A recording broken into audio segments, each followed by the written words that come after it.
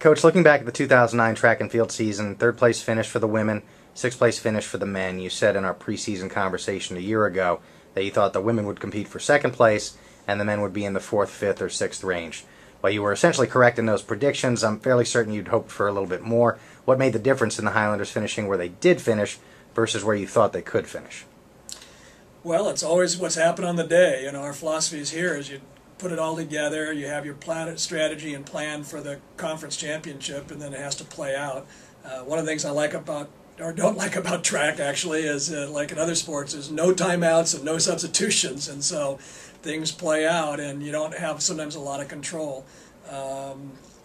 The women's second or third place finish was very close with Cal Poly. It was the opposite the year before, where we were on top of Cal Poly, and we just had a couple of little performances that we lost a few points, and that was really the difference between second and third.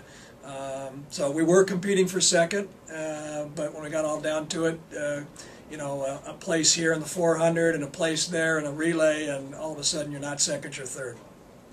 On the men's side, that was a great move forward. We hoped for a little bit better, but again, with the numbers of people that we compete compared to everybody else, we're pretty satisfied that sixth place is a good place, and this year we're going to move up a couple more spots. On the women's side, Cal State Northridge, they've won 6 of the last 8 Big West Conference championships. What is it exactly that makes them so tough, and what would it take for somebody to jump up and knock them off that top spot?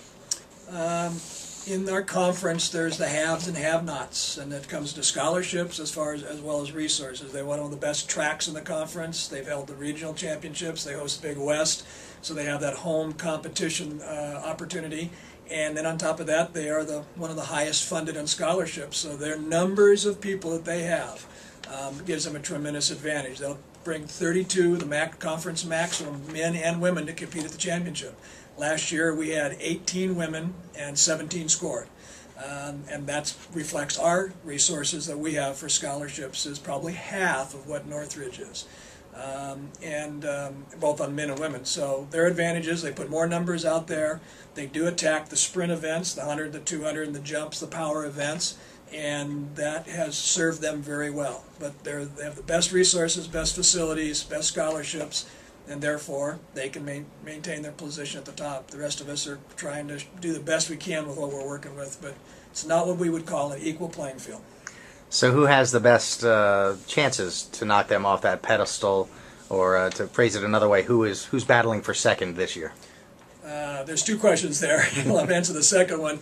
Battling for second, both on men and women. On the women's side will be in that battle again, and I think it'll be Cal Poly, San Luis Obispo, us, and Santa Barbara.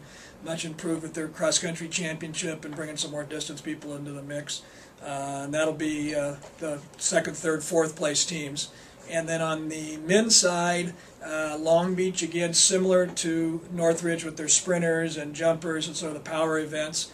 And I would think that we're going to have a shot at third place, and probably Santa Barbara as well. So, and Cal Poly men. So yeah, it's very competitive.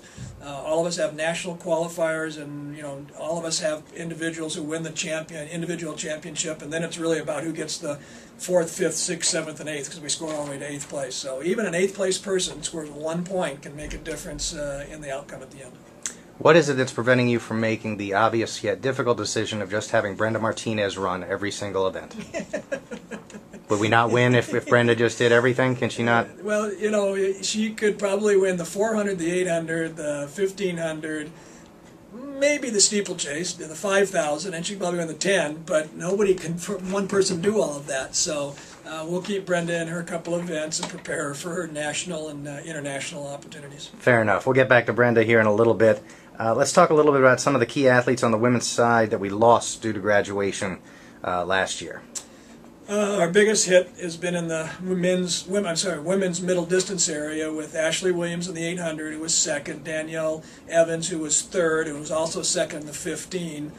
Lisa Lopez has gone, Christina Levis in the steeplechase. So that group that we had for quite a few years building up is now gone. Brenda's the only one left from that group, and we have newcomers coming in to kind of replace it, but that will definitely be a little harder on us this year because we've lost those key performers.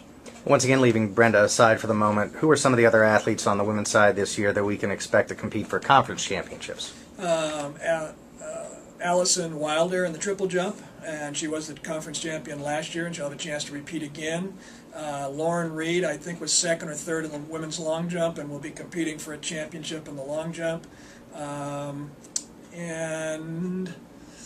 I'm trying to in the high jump, Han will have an opportunity to compete for the high jump, and I think she'll be in the play for a championship there. I think that's probably it on the women's championship side, yes. Of those people, who do you see possibly advancing to regional or national? All of them. I think all of them will make it. If you're competing for a conference championship, you're in the top 2 or 3 in the conference, then and you're going to qualify for the first round of NCAA. It's changed a little bit this year. In Austin, Texas, is considered the first round of the NCAA preliminary rounds, and then from there, the top people qualify to nationals in Eugene. Are there any other newcomers on the women's squad this year who, although they might not be competing for conference honors this season, are people we should look for in the coming years to improve? Yeah, Brianna Kennedy Fieldhouse, hurdler, and is going to do a great job, and I think she'll probably be in the finals of the women's short hurdle as well as the long hurdles, and she's a freshman and is going to be outstanding. Also, Michelle Macias in the quarter will be competing in the top 4 or 5 spots. Yasmin Modesta also in the quarter, young girl, will be a freshman. Ashley Perkins in the triple jump in the short sprints, the 100 and the 200, freshman, someone to look for. And Christine Satterwhite in the 400, freshman.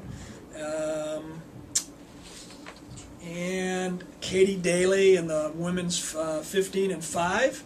And also Demadria DeBose in the women's 1500. So we've got some really great young women that are going to be in the competition, making the final, and trying to make some noise.